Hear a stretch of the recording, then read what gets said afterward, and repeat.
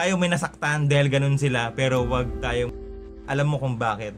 Dahil kailangan talaga na silang patawarin dahil sila ay ignorant. Parang ignorante? Ignorante sila sa parenting. Good parenting. Hindi sila na-aware. Hindi sila aware. Una, kasi tinuro sa atin, di ba, sa high school, math, science, physics, di ba? Mga PE. Pero kahit sa college, hindi tinuro ang parenting 101. Wala. So, hindi tinuro yung parenting. Kaya, ito yung mga parents na wala lang.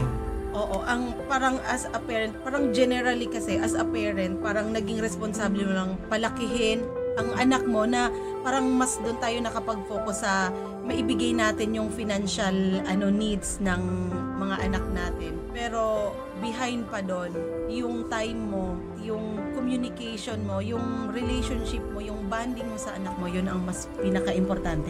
Kasi pag bata ka, mas maaalala mo yung moment, yung bonding moment mo ng parents mo kaysa sa mga binibigay na Yes. na bagay. Iba talaga pagka yung maalala mo yung naglalakad kayo, tapos nagkukwentuhan. Oo. Kami nag-Manilaso. Hanggang ngayon, hindi ko makakalimutan yung Manilaso na yun. Pero yung mga toys, nakalimutan ko na yun. Kasi malaki talaga yung impact ng bonding.